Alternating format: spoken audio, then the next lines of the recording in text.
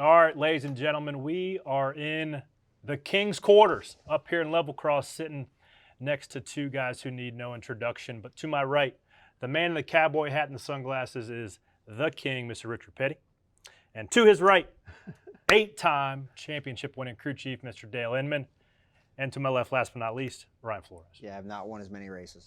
Not even close. Man, what an honor to be talking to you guys for a couple minutes right here on Stacking Pennies. But right before we jumped on, you asked, where are the pennies at? Right, I want to know where the pennies are. I'm going to tell you where the pennies Tell are me at. where the pennies is at. So when I first came into the Cup Series, I was getting beat up. Some of it was my own doing, some of it was everybody else's doing, right? And I was beat down. Had no confidence. So I started seeing a sports psychologist, and we started figuring out what these pennies were over the course of the weekend that I had control over, like not cussing on the radio, pit road rolling speed, all these things to like keep me motivated to eventually, hopefully, win one race. Only 199 short of you. But we rode all the way up here today just to pick your guys' brain a little bit. We're obviously in the 75th year of NASCAR, and you have been the guy, but you guys have been in it and seen it every step of the way. So 74 years I've been there. Okay. 74. Weren't you at the first NASCAR race, 1948? No, You weren't. the first Cup race Yeah. was in 49 in Right. Charlotte. Yeah. So I went to the very first race Mm. with my dad. So been going ever since. 200 wins, and Dale Inman, man, you're one of my favorite to talk to at the racetrack. Always comes up and grabs that pressure point in your Can't arm. do it no more. I beg to differ. I beg to differ. But I wanted to pick your brain, Richard, a little bit about how the job of a race car driver has changed over that 75-year history in NASCAR.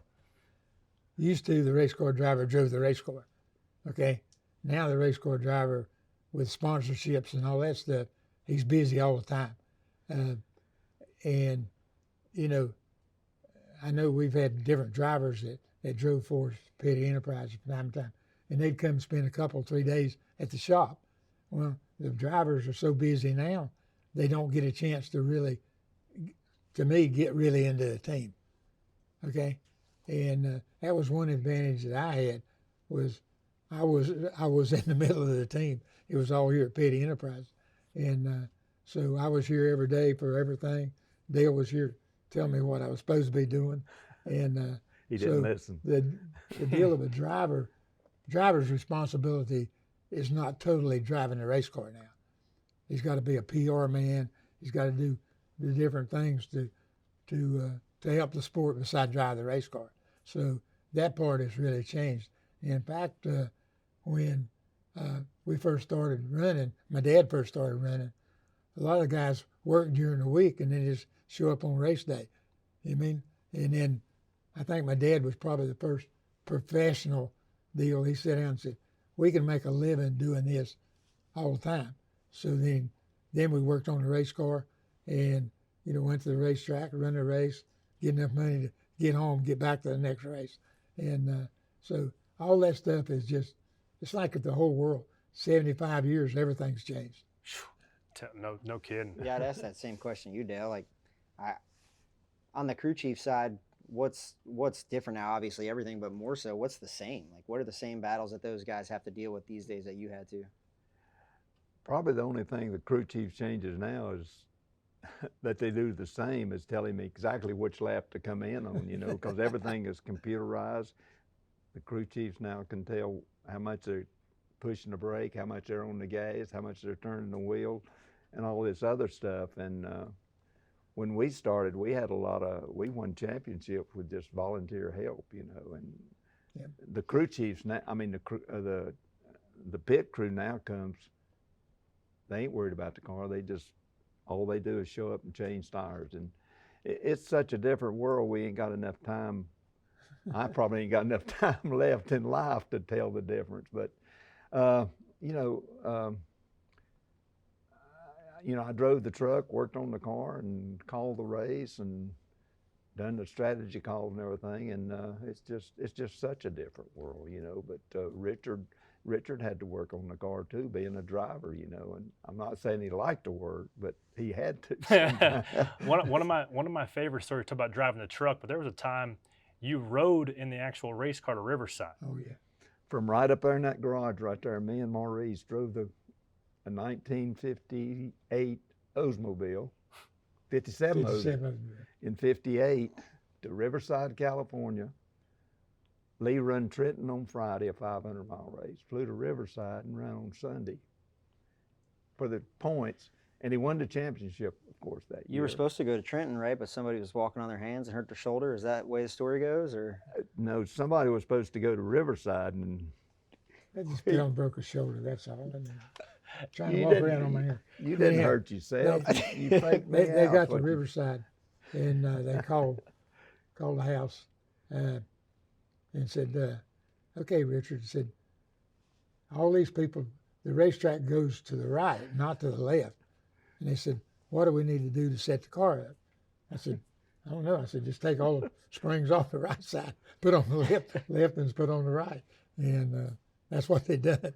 I mean, that's how much knowledge we had at that time, because the but I cars thi- were pretty stock. But I think there was like maybe 58 or 60 cars in the race. And Marvin Porter, a West Coast driver, he just took up with us. I think he qualified his car 52nd and qualified Lee's car 4th. Should have swapped the springs.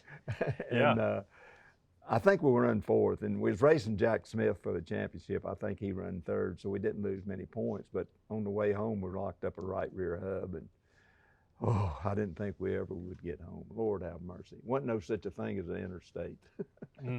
Man, Richard, I wanted to ask you about the other 7-time champs, right? You're 7-time champion alongside Dale Earnhardt and Jimmy Johnson. What do you think are the biggest differences between you three guys? Timing. Okay. Yeah.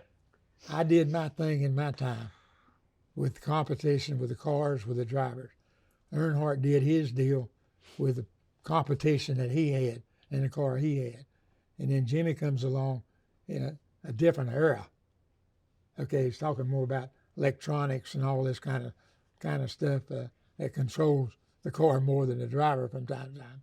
And so we all three won a championship, won them under different circumstances at different times in different cars. So you can't really compare the deal. The only thing is you just got 7 by your name. But as far as, me running with the cars today, I probably wouldn't have won 7 championships. Them that won the 7 championships today probably wouldn't have won 7 championships when we run, just because of the circumstances. No doubt. I was thinking about this weekend. We flipped a couple over at Talladega and crashed a bunch of them pretty big on Sunday as well. But there was a time 20 years ago, 30 years ago, where it was taken for granted, if you strapped in one of those things, if that was going to be your last time, right? And this sport's taking a lot from you. I don't think any of us really looked at it that way. Yeah. You got to figure the cars now have got all these safety features and all this kind of stuff they do to prevent anybody getting hurt. But if you go back and look at our cars, they were so much bigger.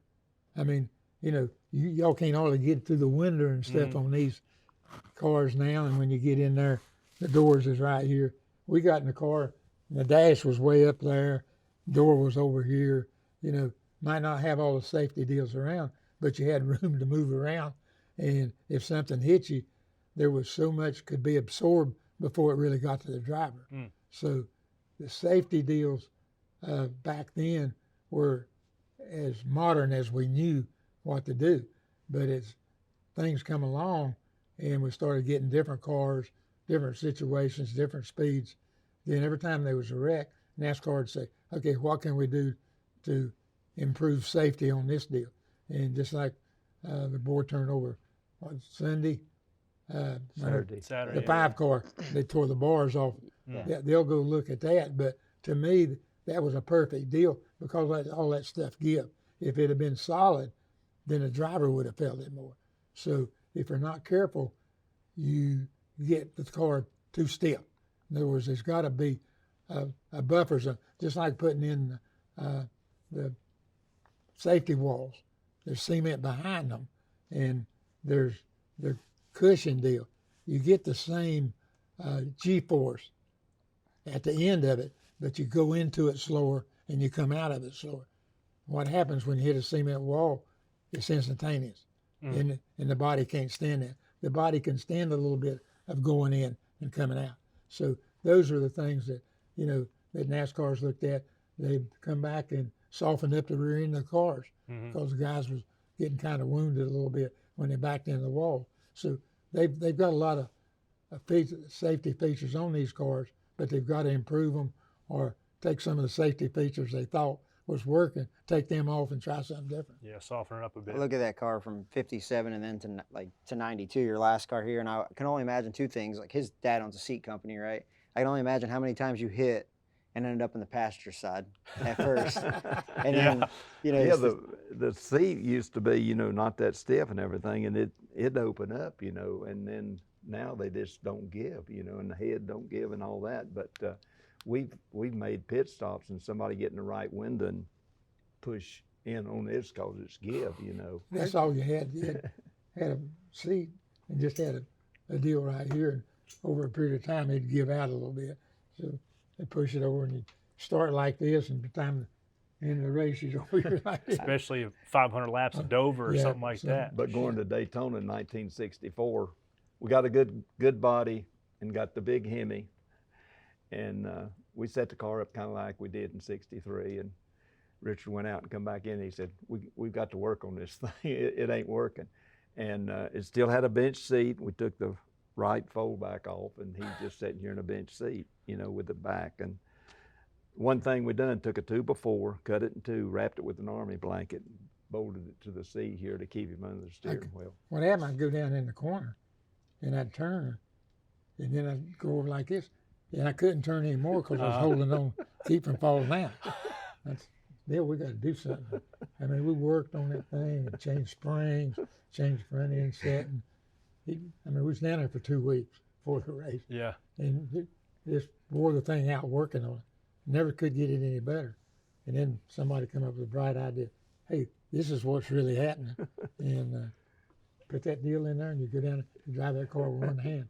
Yeah, because you're held up. Not one hand back then, because we didn't have power steering. Well, you're like 2 hands like this. Steering wheel was about this. All that talk about Maurice and working on motors, and your best adjustment was a 2x4 and an army blanket the whole time you were down there. That's hilarious. Okay, yeah, but we from 63 to 64, I think we picked up something like 13 miles an hour. Wow. You know what I mean? With G-force got to us. Oh, that's a big difference. And there was probably some aerodynamics involved, but we didn't know about it. Yeah. All we wanted to do is be able to run it wide open, and we finally got it where he could, and wound up winning another race. It's so interesting how everything's changed, but everything's almost stayed the same. We're going back to North Wilkesboro, and you got 15 career wins there. I was trying to pick your brain if you got any tips around that joint for me when we go there for the All-Star race. There's no tips, I tell you. The deal up there was always controlling your tires. I mean, you'd go out and you'd run, and you'd slow down, and you'd say you'd lap somebody a couple times. They'd come in and get tires. They'd unlap themselves, and you're still out there leading the race. Yeah. I mean, that the tires, and it's going to be, it's probably worse because the track's been sitting there for 30 or 40 years, and so I don't know how they're going to control the tire deal. The only thing, I guess, is going to have short races.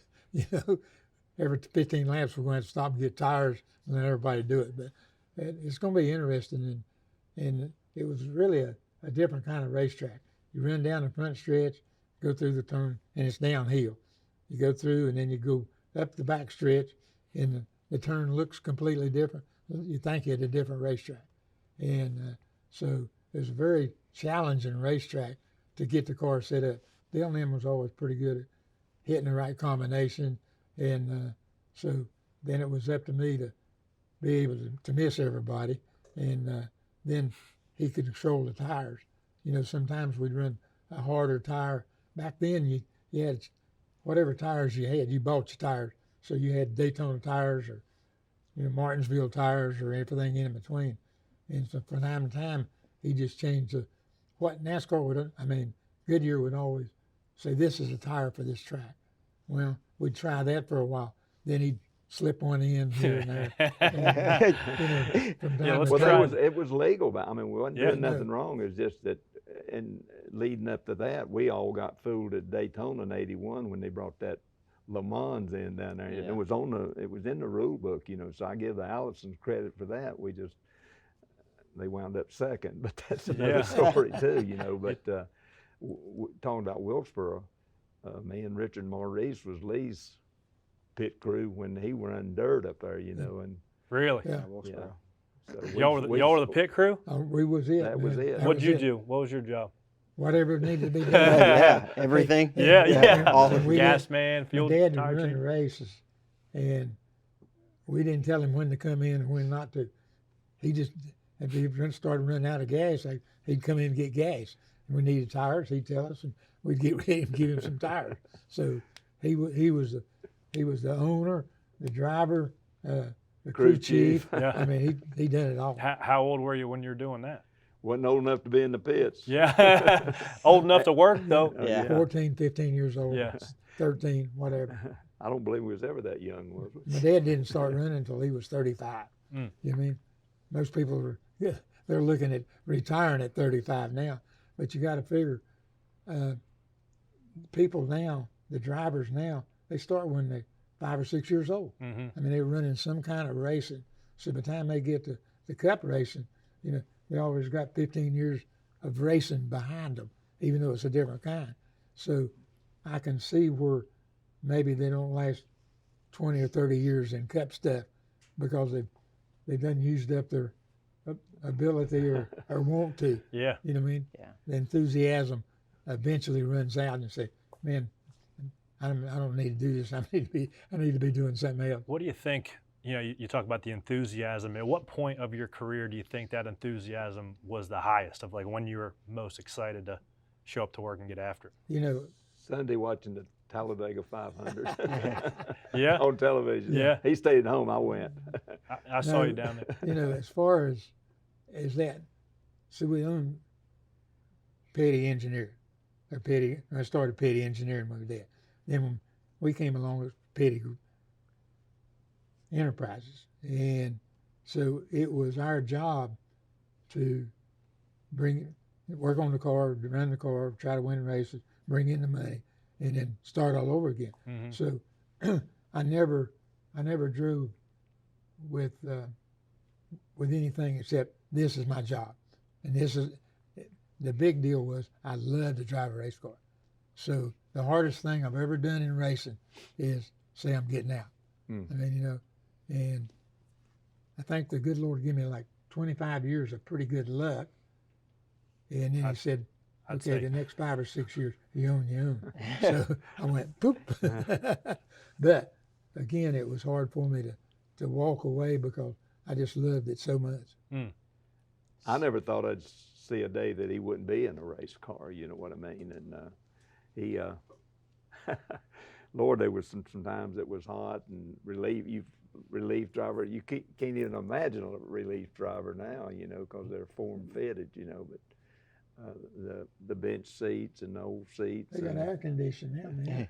Oh, we've got everything but the radio system in there pretty much. Yeah. yeah.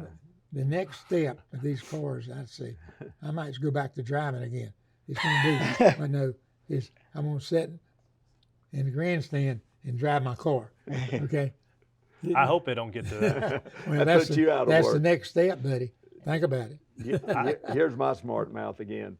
Y'all drive because you're just too lazy to work. That's the reason you do it. I'm with you. I'm with you. I don't disagree. Yep. He I- can't either. I wasn't Well, smart enough You got to. to figure, I used to work on the race car, okay? You I did, was but just- you didn't like to, I'll tell you that. And I loved did. it. That was I started working on the race car. Never thought about driving. He I was- worked on the race car because I thought my dad would drive forever. Yeah, I I mean, did from too. that standpoint. And then when I got old enough, then I finally got in the car and I still worked on the race car. So we're here in Level Cross at the museum. Is this like when I was pulling in the driveway, Dale had told me that was the house you were born in Right. there. And just to think like how many race cars pulled out of here, everything Oh, boy, from you you could- guys pulling out to go to Riverside and See that one shop up there started in 1949, and that's when my dad started. That's the original floor and everything in But- that particular deal. and you know it just went from there. But talking about going to Riverside, we had a chart. We had a chassis dyno at that time, and Lee fixed his chart on RPM speed limit. Mm-hmm. And he said, don't run it over maybe 60 mile an hour till you get to Shreveport, stop at a service station, borrow the lift, change oil and filter, then you'd run it, say, 70. Did he have So, like I don't braking know. oil on it? Did he have like braking oil in it? Is that why? I don't know. He just told us, give us what oil, and told us to change in. I changed oil, and I guess it was just a break-in Yeah. oil, you know. And so we leave out and go to Ashburn, go down 49, and what we didn't know, there was some men coming up from Charlotte to meet Lee. And Lee talked, you know, and he said, did y'all come up 49? And they said, yeah. I said, well, you might have been the boys going to California. He said, that's what that was. They was running so fast we couldn't tell what it was. What was Maurice got easier? stopped 6 times, and I got stopped once. Never did get a ticket. No wonder you burnt a wheel bearing up coming home. Right rear hub. A hub. Coming into Wilcox, Arizona. What And I was- can't remember tying my shoes this morning, but I remember that. What was harder, driving those things or those big ramp trucks? So some of them big No, ramp the trucks race are, car drove good. Heck, we run fast. some of them ramp trucks are big. They look like a Yeah, lot. Not much yeah. brake, big carburetors Well, on what them. about the first time we got a road range transmission with 14 forward gears? Did you have, so when you would travel like that, did you have places like if you'd go out and be on the West Coast for a little bit, did you have guys' shops that you'd go work at, or was it something that you had set up with the manufacturer, like, No, like a mainly dealership? we just went to the racetrack and done our thing, you know. Really? We done most of the running on the East Coast except yeah. Riverside, and then Yeah. and then it got to where Went to Riverside one time. And they blew the motor in the truck right before they got to the racetrack. And I think it was 4 of us, me and Dale, Chief, and another guy. And we had to go to town to buy a motor for the truck got a short block. at Short Block. So Oh boy. they, And You had to build the whole block. thing. so, fitted it in there. so 2 of them worked on the truck for 2 or 3 days. Me and Dale worked on the race car for True 2 or 3 story. days. You know, so we had to get ready for the race, but we also had to get ready to go home. Yeah, that's dude. That guy. I take that like my takeaway from short track racing. One of the things I don't love about cup racing now is you just get on the plane, fly there, and fly back. Like the best stories come from being on the road. And Yeah, when I say it ain't always been easy, I can about halfway prove it. you were on my plane this week though. Okay. Not Not going to Dover. He's hot bucking. Yeah, he's hot. He's hot I'm bucket. not going to Dover. No, but we went to Bristol one year, Richard, and practiced and qualified on Friday. And me and you got in some kind of little plane, 2 engine, 1 pilot. Just me and Richard went to Mosport, Canada, to run a USAC race On Saturday. on Saturday. You told me that, and then you came back the next day and ran 500 laps of Bristol. Bristol, yeah. And but Now- it wasn't our car up there. I might have heard a story about you may or may not have fell asleep leading a race somewhere. Oh. He tells this kind of crap. You're the one that told me. You said Well, you dozed off. Now tell the truth. Well, we was running a 500 lap race at Asheville, Asheville, Weaverville. Weaverville. And I don't know, halfway through the race, the guys was racing with, I remember, they had trouble. First thing you know, you're lapping to a head, and it's sunshine and it's hot. So you're just cruising around.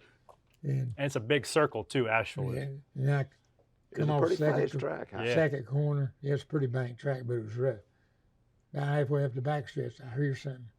Ooh, there's a wall in it. All of a sudden, my eyes got that big the rest of the race. So we was in good shape. He told me about it going home. He said, would you believe I kind of dozed off? I said, yeah, about you, I believe you. But Now- we went on to win the race. Now, if nobody knew better, they would think you guys be brothers. As much success and much time you guys spent together. Has there ever been a time where you about wanted to kill each other? Yeah. How many times we didn't? Yeah, We never went to a race where we didn't have some kind of argument. yeah. Now, I mean, you know, we'd go out and run and stuff, and I said, hey, Dale, I think we need to change the right front spring. No. We need to change the left rear. No. We'd argue a little. First thing you know, we change the left front.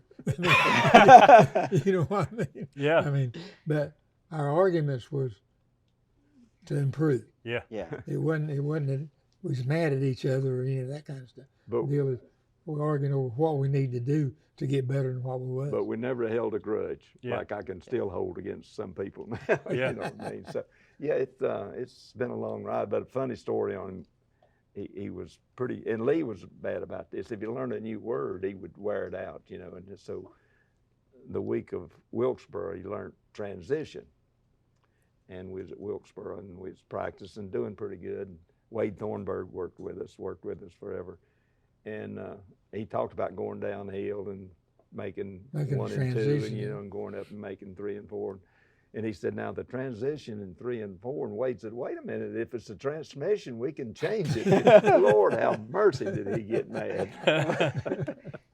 So I heard a story that when you guys would be done with the cars, the shop wasn't big enough, so you'd roll them out in the gully, and then you paved over top of that. Can you bring us to that building and show us where it is when we're done here? I don't even know how the buildings was built, but it Yeah. started with that A roof up there, and it was a farm. It wasn't even a race shop. It was a farm shed. It was what It we was call a a reaper shed. shed. Yeah. It's tin roof, dirt floor, poles holding up the tin roof. That was it. And when we first started working on a race car, that's what it was. So then they decided they put walls around the thing. And then me and my brother mixed cement in a wheelbarrow and poured a wheelbarrow load. One of us would be fixing a wheelbarrow load, the other would be in there spreading it out. So when you look at the floor, there's big patches of cement like that, and it's like this, and nothing's level. In fact, the floor goes down. I mean, we just threw it right on top of the red dirt, and it's still there. And then when you were done with cars, you buried a couple cars here, right? A bunch of them. And they're Those under. those buildings back there, ain't no telling how many cars is. You know, you just wipe them out during the race, and instead of trying to fix them stuff, because I wiped out some pretty bad ones, so there wasn't nothing left to fix. So you just put them in there, take the bulldozer and run over and put dirt on top of them. You go back there and start digging, see if we can find a door or something. Yeah. Front clip Any design. shovels we can borrow? There's probably millions of dollars worth of stuff Oh, if we had just to set it out, Yeah. not put it on dirt. But you know, getting back to Lee was 49-year-old when he won the first Daytona 500, and it run caution free and a photo finish. And we're still up here working on getting the car ready, and they're already down there running 140 mile an hour. And you can't imagine running that fast in an automobile. Yeah. Because the year before on the beach, to qualify, they'd give you a mile to get up to speed, then they'd clock you a mile. And I think the speed was like, 119 miles an hour or something. And how in the world are you going to run in a circle 20 mile an hour faster? And it was a concern before we get there. And of course, I think he finally qualified the fastest, but it was like a week later. You know, qualifying took like 2 or 3 weeks. I don't know the stories, but I mean, even though I was there, but there's so much changed over the years, you know, but then he wound up winning the race, you know. In your wildest imagination, did you see the sport gaining as much traction in that early 90s, 2000s range? I never seen a life as we live it today. Yeah. I get up every morning. I got something to do. I do it that day. And maybe I got something out a week or later, but I got to fill in that time. So I never looked at that far down the road. You know, when I thought that NASCAR was going to change cars, or whether the engines were different, whether they build new tracks, I never worried about that stuff. I just done what I had a little bit of control over, and that's what we tried to keep together. But he's won races in 7 different makes of cars. really? 7. Everything General Motor had, Yeah. and a Ford and Plymouth and Dodge. Do you have a car that was like your baby, like one that you had, like That or the fondest 67 of? over there wasn't bad. 27 races, you told us. Well, it was built in '66, but the '66 and the '67 was just alike. They changed the grill a little bit, but the The body. 66, that car was running 66. We won Daytona with it, and 8 other races. And in 67, we just changed and made a 67, 68 out, 67 out of it. Yeah. And So everything just fell together. Same car, same deal. I got lucky it didn't crash it bad enough that we had to replace it. And then in 868, we ran that car 4 races and won 2 of those. So that's how many races that one complete car run. What'd you have to do to go from a 66 to a 67? Like, did you have to You cut the wouldn't have nose off done it? Or anything, but it's a nothing? little bit different in the grill. We changed the grill. I think And the tail lights was if different. you didn't and the look, grill was, you wouldn't even notice it, Yeah. you know. But but talking about going to, but used to when the season was over, say if it was over November the 14th, last race, November the 21st started the next year. You didn't had an know off that? week. No, you didn't. more, Yeah. more or Yeah, less. one off Yeah. week. But they usually run 1 or 2 races before the season really started. Yeah. But there was to the next year. But you know, when Winston took over, and that was a big savior for NASCAR Mhm. along that time, because the factors was kind of getting out of it and things were slowing up. But they cut out a lot of the small tracks. You know some of them stories, you know, and Yeah. they cut back. And you know, Riverside used to be the first race even before Daytona, and now Daytona's a big one. And if you ever win Daytona, you know they announce you as a former Daytona 500 winner. And if it hadn't been for me, you'd have won it a bunch of times. How wouldn't could you? they have? How many do you think you would have won without Dale?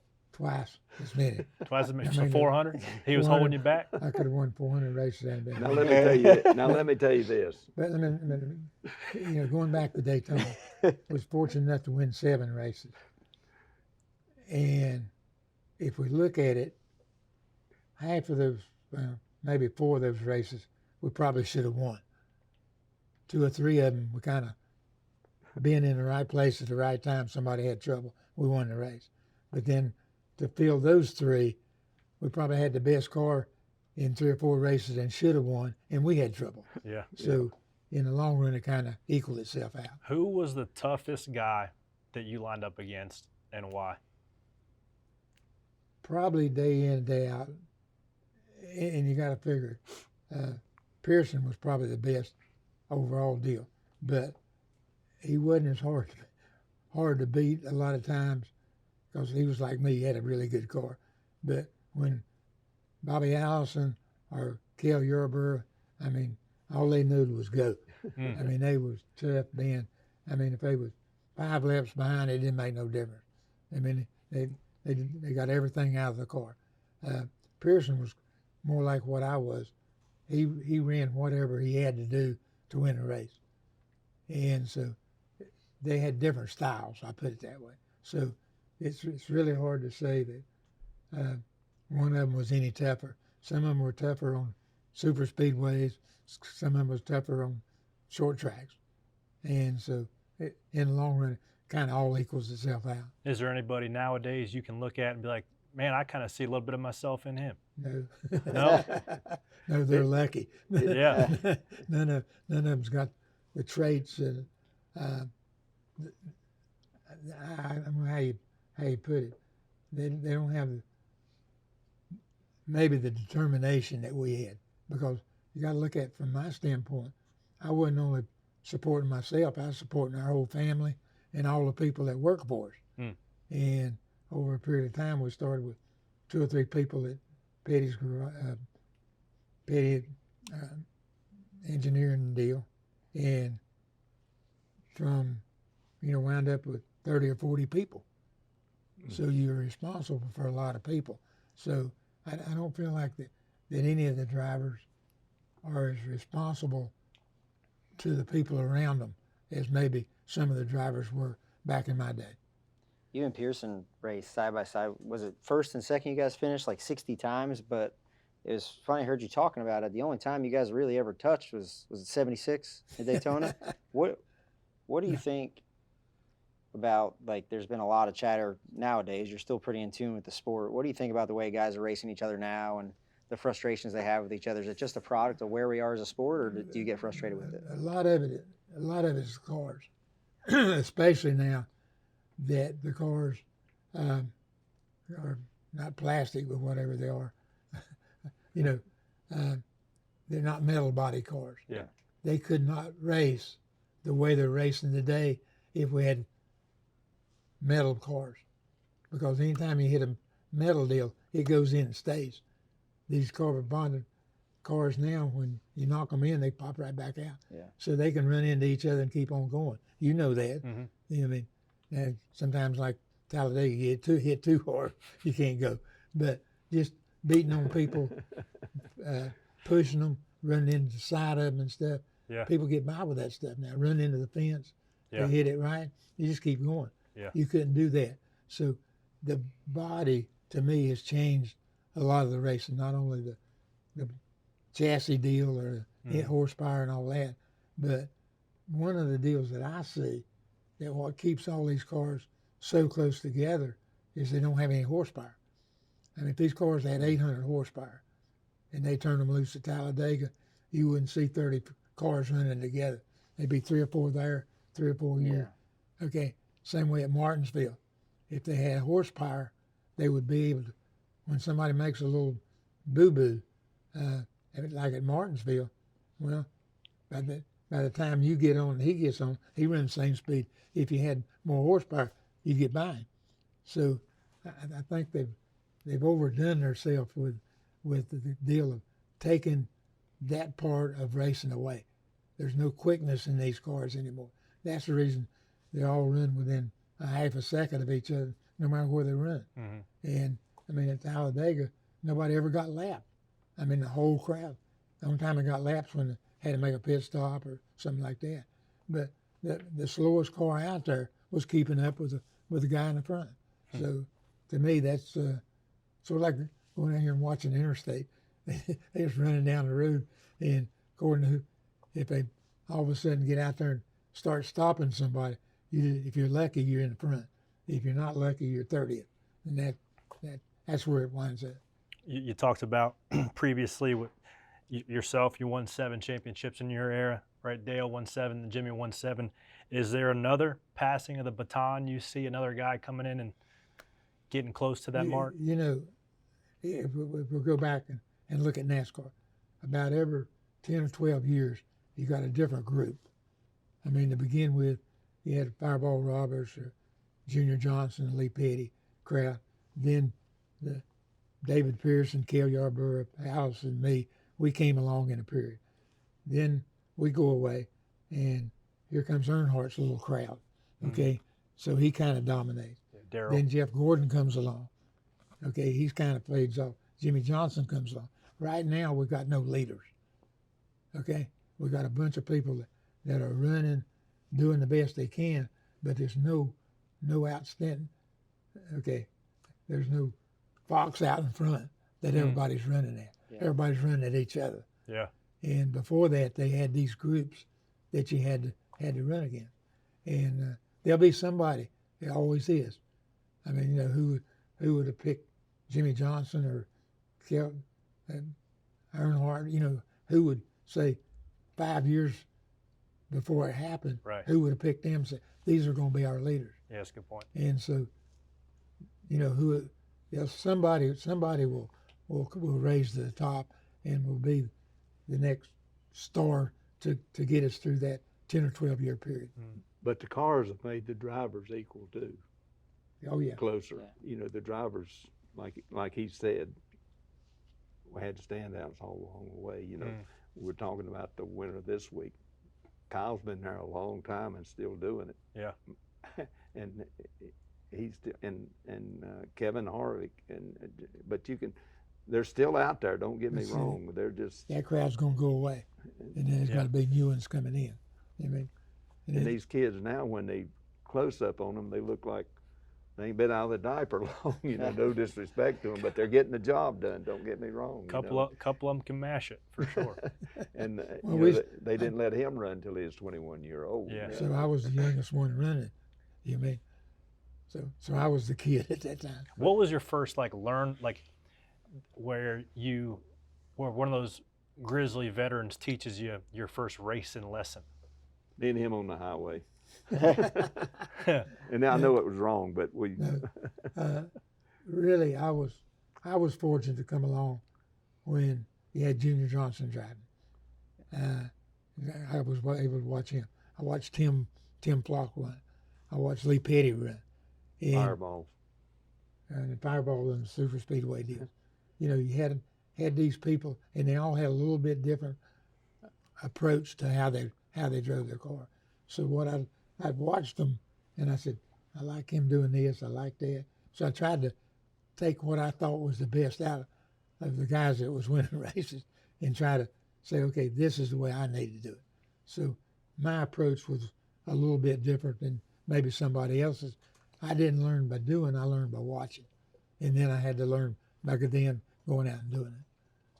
So your best friend's a driver, as is mine. So your whole life you've probably had to deal with everybody talking about drivers as well, just like that. But you're pretty humble, but you're the only guy that's ever won 8 championships. You've won the most amount of races out of anybody that's ever done this. So who are guys that you don't like talking about yourself, but are there guys like Waddell or Leonard? Like who's a guy that you feel like was the most innovative in the sport?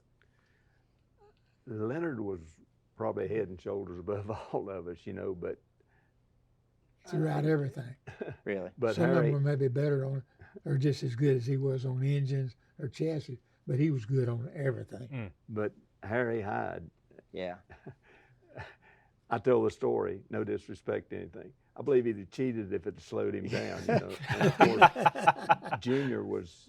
Junior had a car one time and he couldn't get the distributor in it, so he made a distributor. I don't know all the story on that, but there was so much innovation that we done back then that you cannot do today. Yeah. And that separated the cars. Yeah. And, Yeah.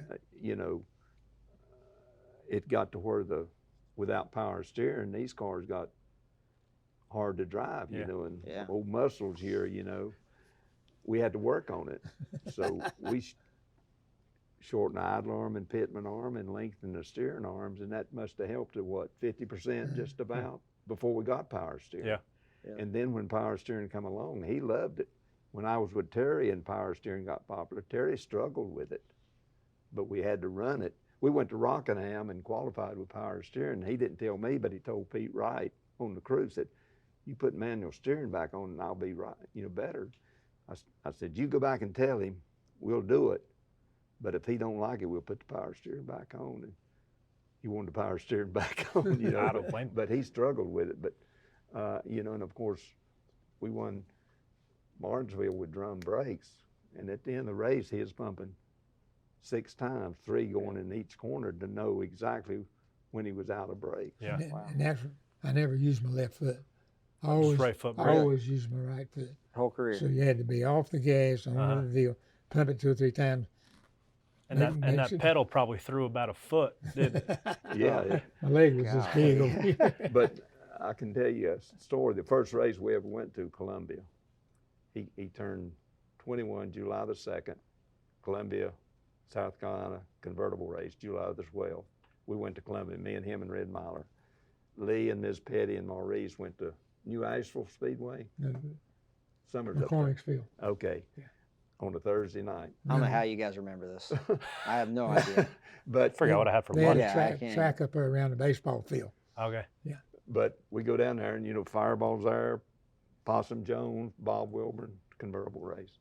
And Joe Weatherly shows up without a car. And I said, you know, Hard Rock here ain't never drove any, so if he gives out, you know, pat on the head, you know, Yeah. relief. And okay. So we run along there and, you know, Richard, I go get Joe and he puts his little helmet on, the little golfing gloves, you know, and Richard don't come in. He does it again. I go get Joe. Coming home, I said, Richard, what the world was you doing? You're signaling for a driver. And you never did come in. He said, my head was itching. See what I had to work with? So, and he still wins a bunch of races.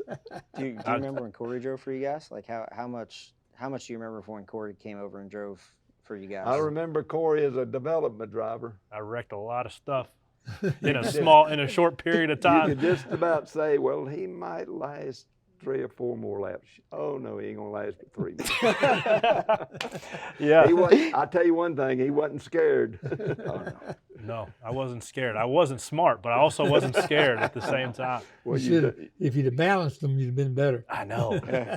Now I know, right? If I wish I could have told myself 10 years ago to slow well, we down. can't none of us call back what we've done. You know, Yeah. we just. But you know, you're talking about winning a race. We've come home from after winning Wilkesboro. Richard in the car with me, or truck, over what we're driving. What do we got to do when we go back to be better? And Yeah. we won races by doing something different from what. But now, basically, a lot of it, everybody's doing the same thing. They steal some strategy, you know. And starting a race Sunday, I tell people, the first thing they tell them is save gas. It's not to get further. They need it at the end. Yeah. But it's to quicken up the It comes pit back to stop. strategy. Just less gas, and the tires are 10 seconds, and 2 cans of gas is 12. So Yeah. Yeah. the quicker the gassing is, and Now, Richard, you've got nothing to prove to anybody. You're the king. You're the king of NASCAR, but still, you still show up to 26, 30 races out the year. Why do you keep showing up and hanging out with us? I don't know any better. Yeah. After doing it for 74 years, it is my life. It's always been my life ever since my dad started racing. And, you know, I was just talking to one of my daughters. I said, I think I'll retire. She said, you ain't going to retire. You wouldn't have nothing to do. Yeah. Okay. You know what I mean? So, you know, it's it's my lifestyle. Okay. Like, you know, some people like to go golfing. Some Yeah. people like to go to the bar. I like to go to the race and try to keep up with that. So, I guess until my toes turn up, I'll still be aggravating people at the racetrack. I hope so. I hope so. I've got a couple questions I ask everybody that I'm lucky enough to have on the show. 3 of them. If you had to pick one type of race car and one racetrack to race at for the rest of your life, what do you race? And where do you race? Daytona Yep. with a Superbird. With the Superbird. 1970? Well, whatever year Yeah, I you think it was said now. 70, 71. Long that's as the only rest of it- 70. That's the 70. only time they let us Yeah. run it. And What- they didn't outlaw it. They just made a motor that wouldn't pull it. Oh, okay. So what about that car makes it special? It was just a special car. It was built for racing. We ran it, 10, 12 races is all we ever run the car. And we never got the full potential at it. No, we Dale didn't says- get half of what Says it we didn't even Really? tap it. When we got the car, we just left it as it was.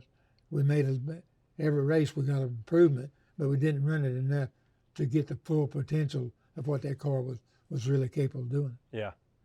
Question number 2. Well, Dale, I'll ask you the same thing. If you had to pick one type of race car to crew chief and at what racetrack, what do you pick? Well, we was awful lucky with the 71, 2, 3, and 4 Dodge. Dodges, because we worked on them forever. And Dodge didn't have a good car coming along, and they let us run it 2 years that we shouldn't have, you know, just to Keep Dodge out there. keep Dodge in the racing. But Lord, we learned so much with the car, and it was a good race car too. But the It- 64 Plymouth was a good race car too. We got the big Hemi, we talked about it, you know. But the Dodge was probably the most natural race car we ever had.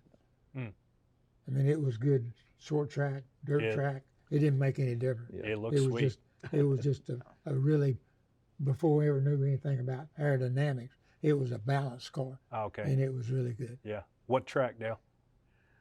I never did pick them much, but one track I wished we would have got to run was Milwaukee, Really? a USAC race, because I heard it was a flat mile asphalt, Slick. and we Mhm. could have, with them torsion bars and rear springs, You'd have had their number? we'd have given them a pretty good fit, I'm sure. no matter who was there. But we run Trenton USAC 2 years before NASCAR did, and Pocono. Pocono, and it won one of them. But that was an experience too. But you know, I tell people I didn't have a favorite track. Because if you had one you didn't like, Yeah, that's right. it was a struggle Yeah. getting Yeah. ready and getting up for it. So Yeah, I that's just said, okay, it's on the list. Let's go do it. That's right. What's the most embarrassed you've been at the racetrack? Embarrassed? Wow. Most embarrassed I've been. Gosh, don't hit me with it. I don't know if I've ever been embarrassed about anything. I don't believe you have. Yeah. That's a good quality. Yeah. You know what I mean? Yeah. I mean, I am what I am. I did what I did. Yeah. And maybe I'd say I'm sorry I done it, but, it was done. Yeah. Can't bring it back. Yeah. So I don't think I'd do. No? All right. Dale, have you ever been embarrassed at the racetrack? Yeah, I'm sure I have, but you caught me off guard on this one. I don't know, maybe running pretty bad at some of the tracks. I'll tell a funny story on this. We're at Talladega one year, and late in practice, Robbie Loomis is the crew chief, and we didn't have a good car. And late practice, Richard was out there, and he was struggling trying to keep up. And he come in, and I'm standing behind the truck, standing on some tires, and Robbie come by and says, when he comes in the lounge, I'm gonna get on to him. And sure enough, when he come by me, we have a pretty good round. He said, the car just won't run well. I said, you're gonna have to drive it different. You're gonna have to make it something. We got in a pretty good argument. Robbie said he'd come up in the lounge and kick 2 or 3 doors, slam 2 or 3 lockers and everything. Robbie said, what can I do to help you, boss? Yeah. Robbie come back out and said, what in the world did you say to him? But we've been some times where we wasn't very good cars, ain't we, bud? Really? I guess that was embarrassing for both of us. It wasn't all his fault. Maybe most of it was on. But we had cars that wasn't competitive the way the rules was. You know what I mean? And, Yeah. But it's certainly been a long ride for us. Okay, last question. We're surrounded by hundreds of trophies and all these great stories. If you had to forget every moment but one, what racing memory do you keep?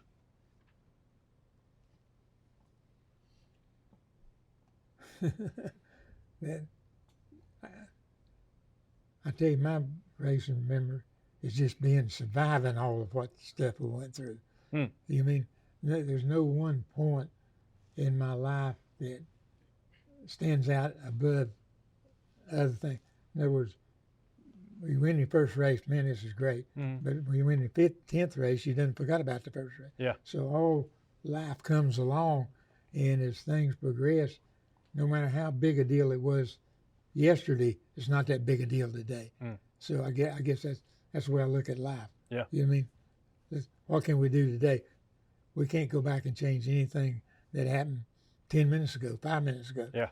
So what can we do to improve ourselves, our people, our circumstances around us? Yeah.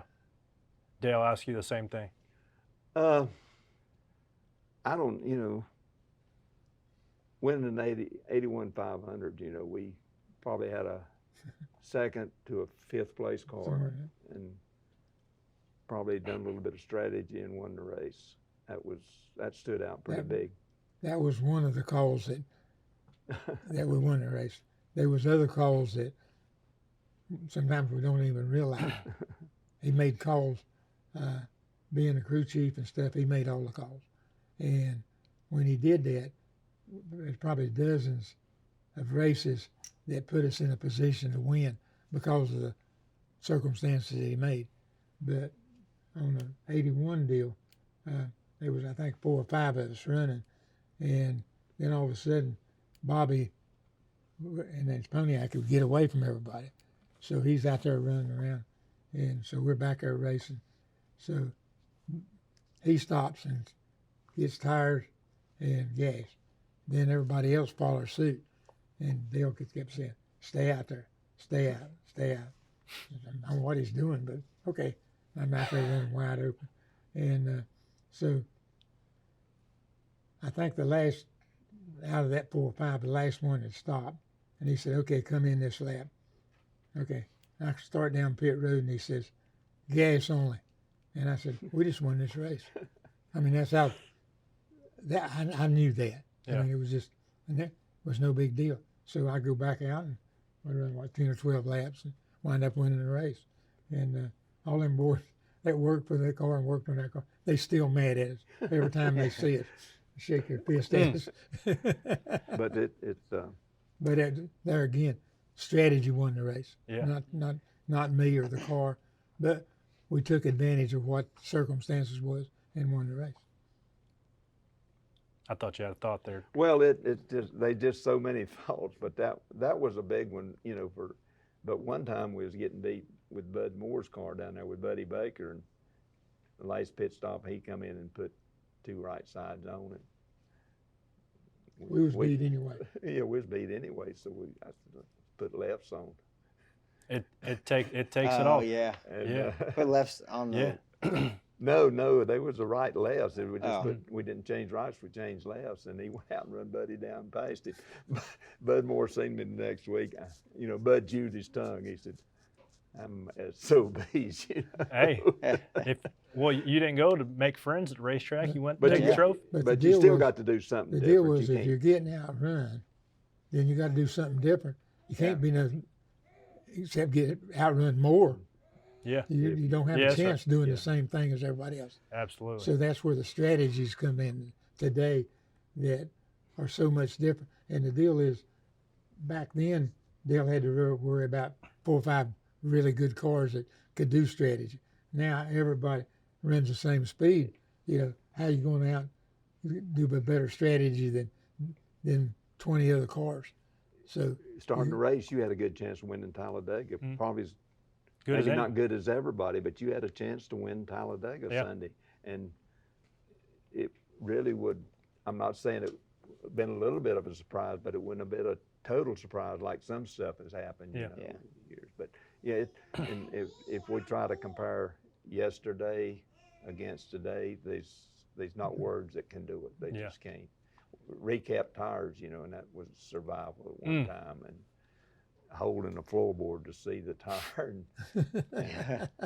Man, I would. I could sit here and talk racing with you guys all day, but I know you got stuff better to do. But for one, I just wanted to thank both of you guys for laying the foundation of the sport that guys like us can make a living at, and you really are the king. well, And Yeah. we didn't do it for y'all. I know it, but you did in a way. You just didn't know it. Yeah. Well, it wound up maybe that way, but we did it because we just had to make a living doing Yeah. something. Yeah. And we both loved racing. Yeah. And it just was a perfect combination.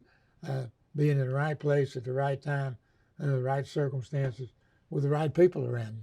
And it worked most of the time. That's what it's But we about. left Martinsville, and they picked us up with a golf cart and took us there and here and there. And we got in the truck to leave. I said, "Richard, we're spoiled."